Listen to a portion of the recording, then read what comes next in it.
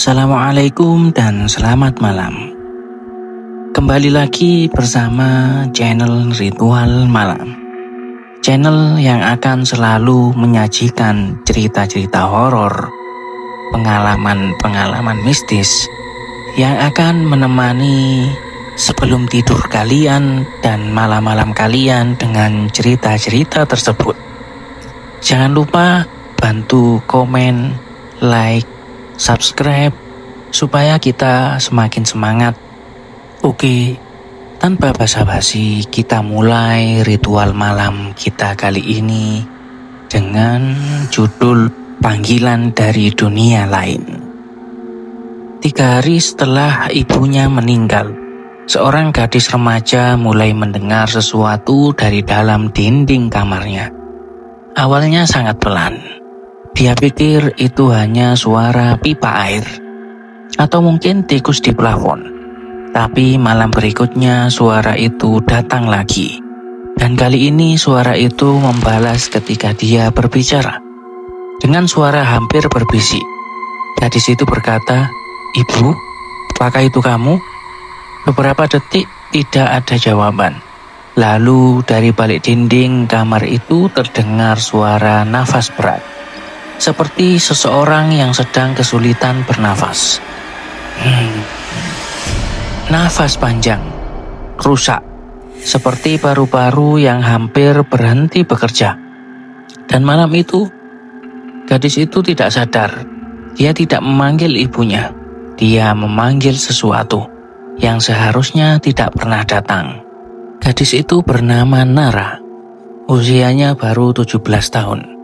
3 hari yang lalu ibunya meninggal karena penyakit yang sudah lama diderita. Sejak hari itu rumah mereka terasa berbeda. Rumah 2 lantai yang dulu selalu penuh suara, sekarang berasa sunyi.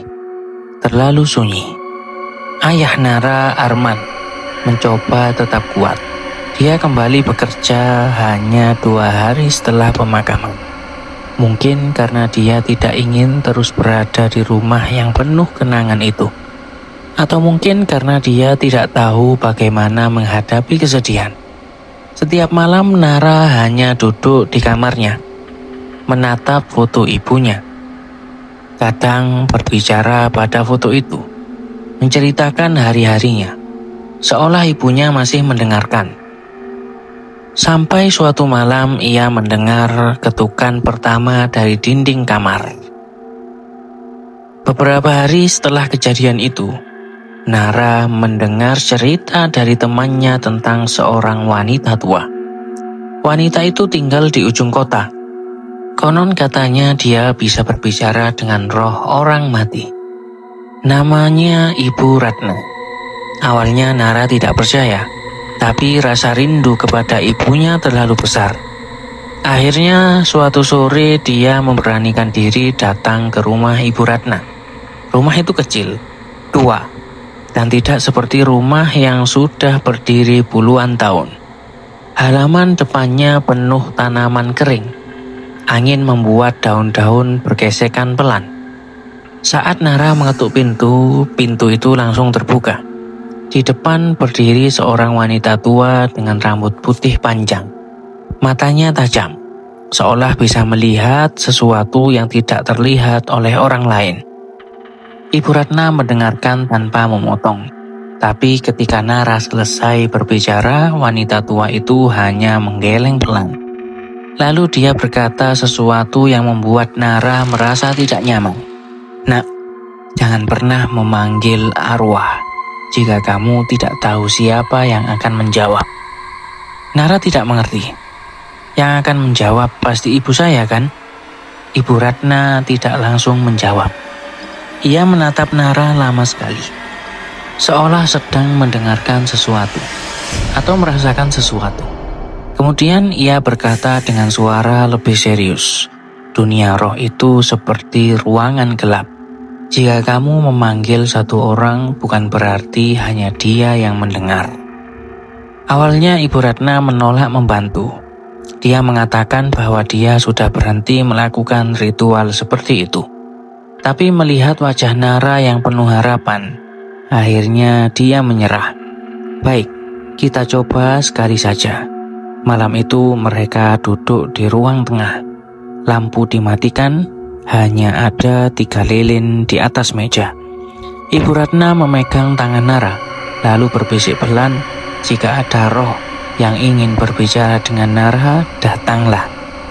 Beberapa detik tidak ada apa-apa. Kemudian api lilin mulai bergerak. Udara di ruangan terasa sangat dingin. Dan tiba-tiba Ibu Ratna membuka mata dengan wajah pucat. Dia langsung meniup lilin itu. Ritual dihentikan. Sudah cukup. Nara bingung, kenapa? Ibu Ratna menatapnya dengan ketakutan yang nyata. Ada sesuatu yang mengikutimu. Malam itu Nara pulang ke rumah dengan perasaan tidak tenang. Kata-kata Ibu Ratna terus terngiang di kepalanya. Ada sesuatu yang mengikutimu. Awalnya tidak terjadi apa-apa. Sampai 3 hari kemudian, saat itu tengah malam. Rumah sangat sunyi. Ayahnya sudah tidur. Nara sedang membaca di kamar. Tiba-tiba lampu kamar berkedip. Sekali, 2 kali, lalu mati. Ruangan menjadi gelap total. Dan dari luar kamar dia mendengar sesuatu. Suara langkah kaki, pelan, seret, seperti seseorang yang berjalan dengan tubuh yang sangat lemah. Langkah itu berhenti tepat di depan pintu kamar Nara. Kemudian terdengar suara nafas berat, rusak, seperti paru-paru yang hancur. Nara menahan nafas, tak berani bergerak. Lalu ganggang pintu mulai bergerak sendiri. Pintu kamar perlahan terbuka. Lorong rumah gelap. Lampu lorong mati. Tapi di ujung lorong Nara melihat sesuatu. Seseorang berdiri di sana. Tubuhnya sangat kurus, bajunya lusuh, dan kepalanya menunduk. Suara nafas itu datang dari tubuhnya.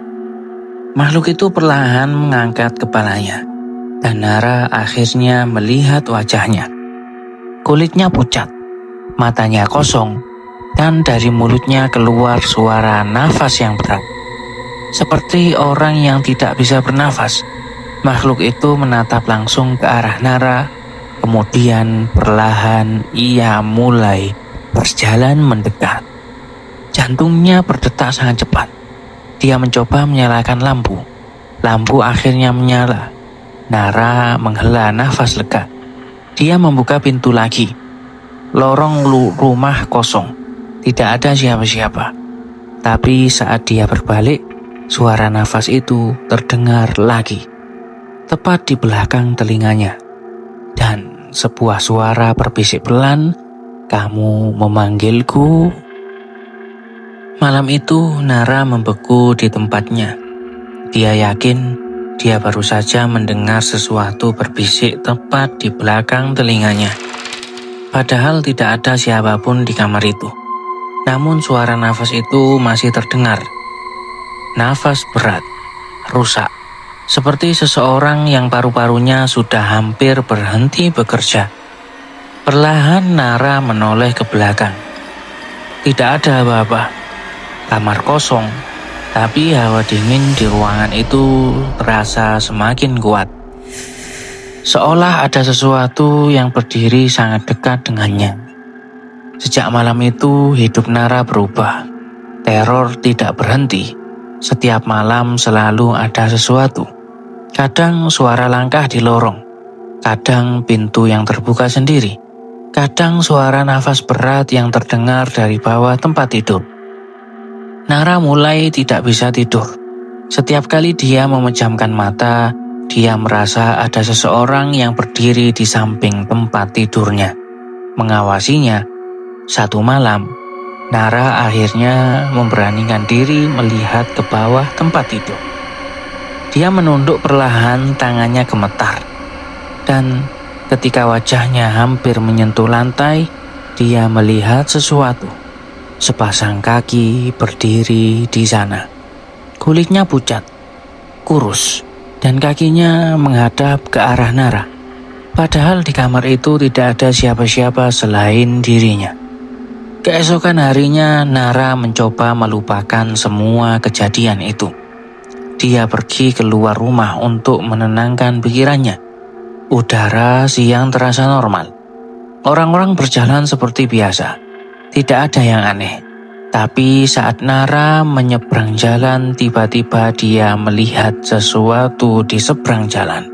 Sosok itu makhluk yang sama, berdiri di trotoar, menatapnya. Dan malam sepersekian detik, Nara kehilangan fokus. Suara klakson mobil terdengar keras. Brak! Nara tertabrak.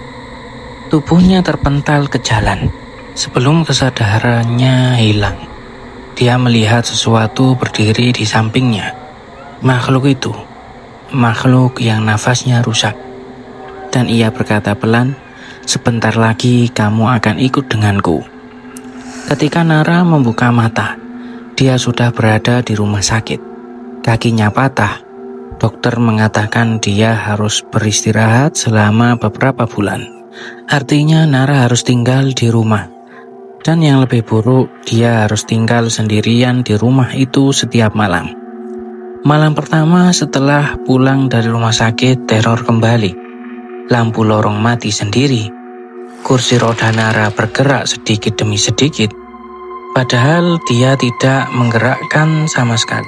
Dan dari ujung lorong rumah, suara nafas itu terdengar lagi, lebih dekat dari sebelumnya. Ketakutan membuat Nara akhirnya kembali ke rumah Ibu Ratna.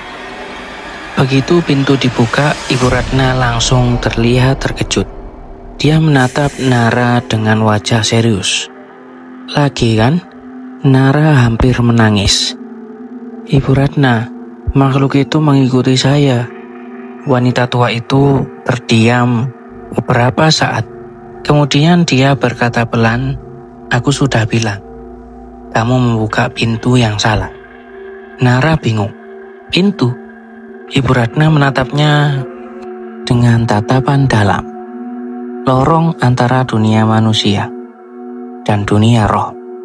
Dia menjelaskan sesuatu yang membuat Nara semakin takut. Ada sebuah dunia lain, dunia yang berada di antara kehidupan dan kematian. Dunia tempat roh-roh tersesat. Dan dunia itu memiliki banyak pintu.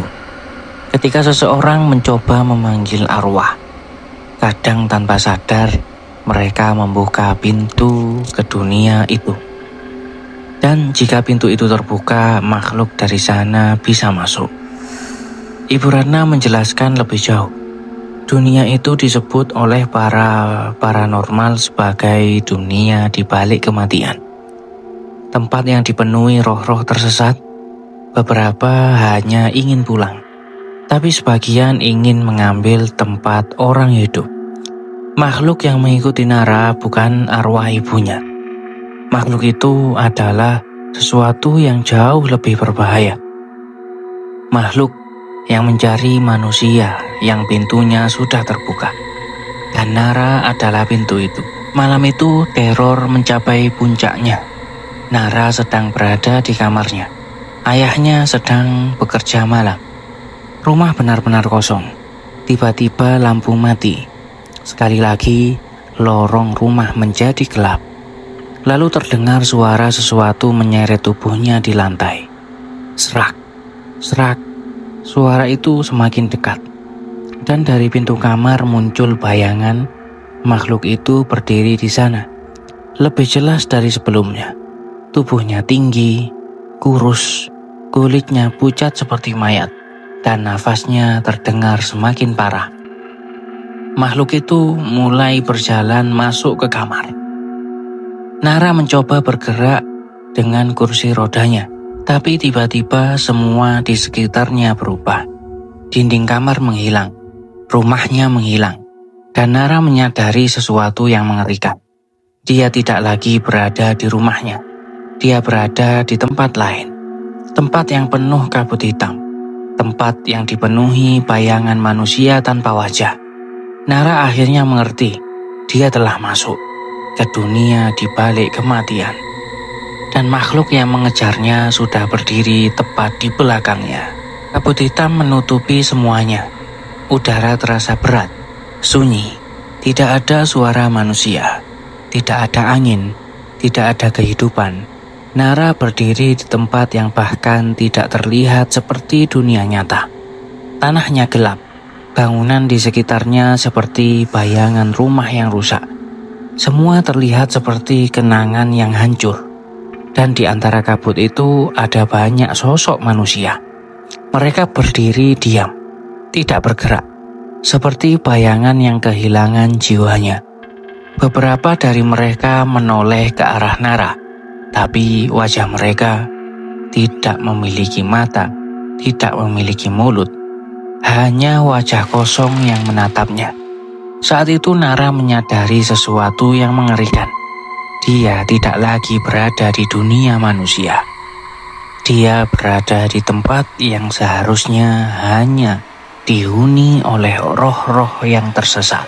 Nara mencoba berjalan. Langkahnya terasa berat. Setiap nafas terasa dingin. Kabut itu membuat semuanya sulit terlihat. Di kejauhan terdengar suara nafas yang sangat familiar. Nara langsung membeku. Makhluk itu, makhluk yang mengejarnya selama ini. Ia berada di dunia ini. Dan di dunia ini makhluk itu lebih kuat. Tiba-tiba salah satu bayangan manusia mendekat. Sosok itu berjalan lamban. Tangannya gemetar. Lalu ia berhenti tepat di depan Nara. Dan dengan suara yang hampir tidak terdengar, bayangan itu berbisik, "Pergi sebelum dia menemukanmu." Di dunia manusia, Ibu Ratna merasakan sesuatu yang sangat buruk. Dia sedang duduk di rumahnya ketika tiba-tiba lilin di meja padam sendiri. Udara menjadi sangat dingin. Ibu Ratna langsung berdiri. Dia tahu sesuatu telah terjadi. Dia memejamkan mata, mencoba merasakan energi spiritual di sekitarnya. Dan beberapa detik kemudian dia berbisik pelan, "Nara, sudah masuk ke sana." Tanpa membuang waktu, Ibu Ratna menyiapkan ritual yang sangat berbahaya. Ritual untuk masuk ke dunia roh. Sebuah tempat yang selama bertahun-tahun ia hindari. Karena dia tahu, tidak semua orang yang masuk ke sana bisa kembali. Di dunia kabut, Nara mulai berlari. Dia tidak tahu harus pergi kemana. Tapi dia tahu satu hal, dia harus menjauh dari makhluk itu. Namun suara nafas itu semakin dekat. Langkah berat terdengar di belakangnya. Nara menoleh, dan dia melihatnya. Makhluk itu berjalan keluar dari kabut. Tubuhnya lebih tinggi dari manusia normal. Kulitnya pucat seperti mayat, dan dadanya bergerak naik turun dengan nafas yang rusak.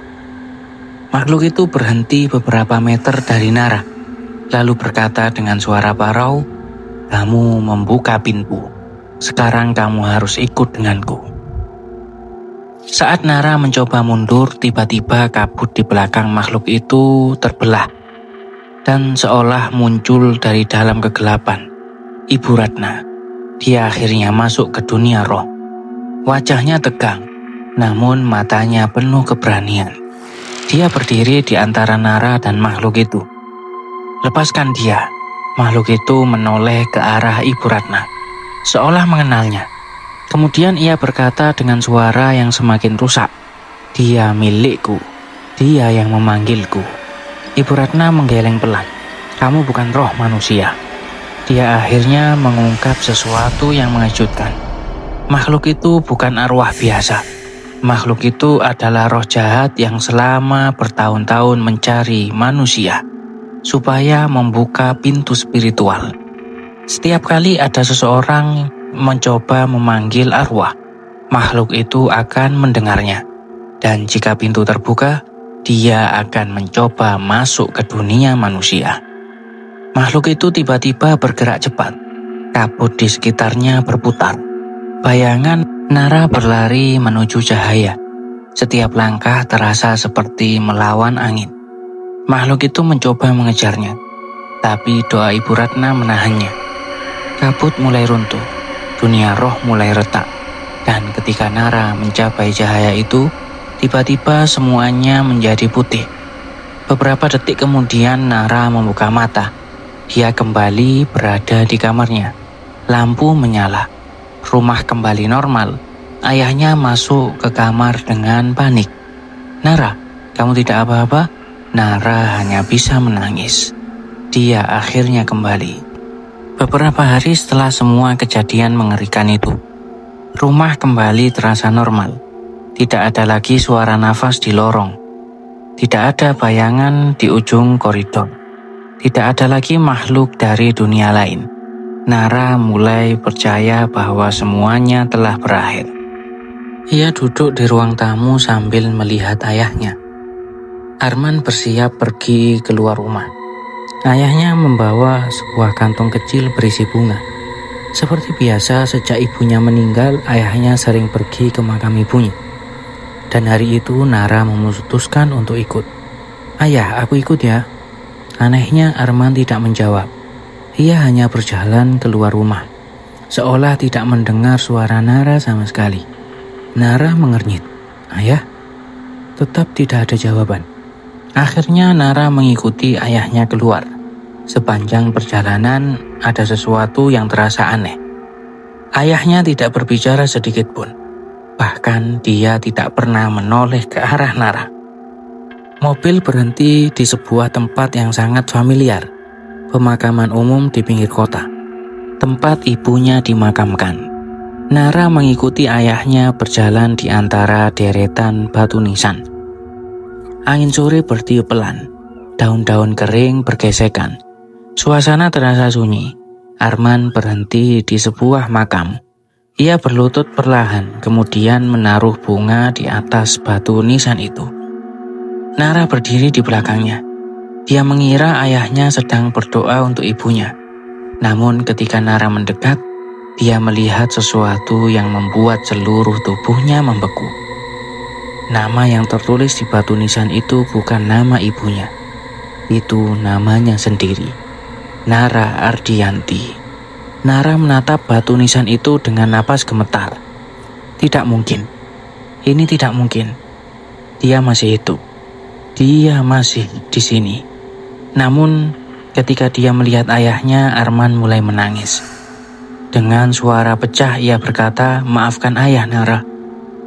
Kalau saja hari itu ayah menjemputmu, tapi kamu pergi terlalu cepat."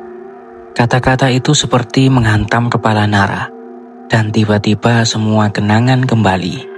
Suara klakson, lampu mobil yang menyilaukan, tubuhnya yang terpental ke jalan, dan kegelapan setelahnya. Nara akhirnya menyadari sesuatu yang mengerikan. Dia tidak pernah pulang dari kecelakaan itu. Dia sudah meninggal sejak hari itu.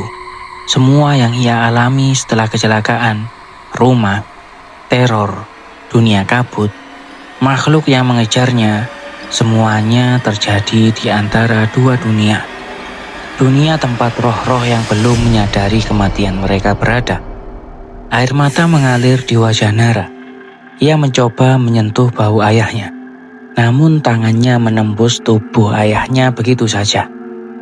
Ayahnya tidak bisa merasakannya, tidak bisa melihatnya, tidak bisa mendengarnya. Dan untuk pertama kalinya, Nara benar-benar memahami kenyataan itu. Dia sudah pergi, dan saat ia berdiri di depan makamnya sendiri, angin tiba-tiba bertiup. Dari kejauhan, terdengar suara nafas yang sangat familiar. Nara menoleh perlahan.